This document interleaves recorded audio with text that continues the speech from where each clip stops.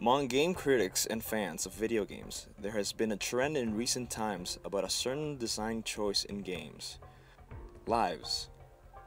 Lives have been an aspect of games we've carried for decades without much change, and the few games that have decided to step out of the casual manners in which we implement lives have been huge influences in the industry as a whole.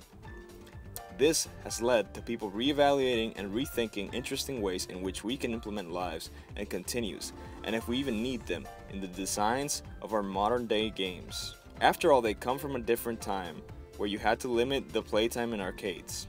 Even set-in-their-way titans of the industry have decided to abandon these design choices and many others for more modern ones. Nintendo's Super Mario Odyssey being a prime example.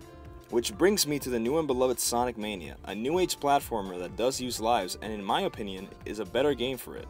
Sonic Mania, Sega's proud return to basics with their lovable and incredibly marketable mascot, Sonic, is one of the most exciting titles of the year. It's been a critical and probably commercial success for Sega to hire Christian Whitehead, or if you prefer his intimidating online name, the Taxman, as director. A man known for reviewing and altering classic Sonic games with updated modern game development mentalities. Someone who you can bet went through every aspect of previous incarnations with intent and purposes of rethinking and building upon generations of mechanics to make an experience that will not only homage but surpass its own inspirations. So why does it still have lives? First off, let's compare. Why does a game like the last big Mario game, 3D World, have lives? It's to add a certain tension to the experience of the game. 3D World is a huge game with a drastic difficulty curve after defeating the final boss fight. After that, the game takes cues from previous Mario games, where there would usually be a harder, extra final world and it multiplies it by 4. This is a huge service for the fans from the developers, since they are aware the community yearns for these types of challenges, and they are in the comfortable position in which the concepts and mechanics of a Mario game lend themselves very well to challenging level design. Sadly, if there's one thing that clashes with these decisions, it's the life system, because most players won't be able to take on the challenging climb that is the later levels without running out of lives constantly. This, I think, is the reason why Nintendo has decided to give away with lives in the upcoming Mario Odyssey, because an experience where limited amounts of failure that lead to the punishment of constant frustration and loss of progress from the player's part does not mesh well with a game that wants to have a challenging experience for the players. In this regard, it makes perfect sense that all life systems will be taken away. But all games are different, and mechanics that could be a detriment to a game can be a welcomed inclusion to others. Sonic Mania, in my eyes, would be worse off having unlimited amounts of lives. Sonic Mania, unlike Mario games, doesn't have any significant difficulty spikes ever in the game. Obviously, the final level requires more of the player than the first, but at no point does the game need you to up your game in terms of applying techniques and skill. On the other hand, Sonic Mania seems more interested in presenting a more comfortable and relaxing experience than most games. As much as the upbeat music and fast speeds contradict that mentality, it still can serve as a sort of relaxed casual experience, easy to put down and pick up again.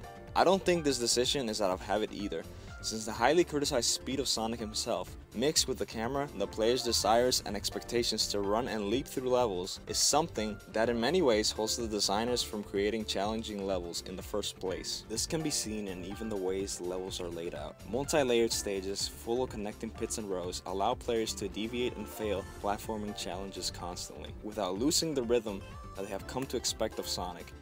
If you fail, it's just another opportunity, another road to the finish, and a chance for you to have fun.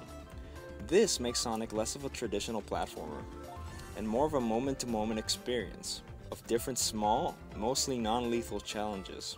Because of this, having a more limited amount of lives feels fair and justified, since the fact that the player can collect lives all around the stage allows the team to every now and then introduce challenges that might feel a bit more demanding, like boss battles, without feeling frustrating to the player, but still having a huge sense of climactic tension and accomplishment when surpassed.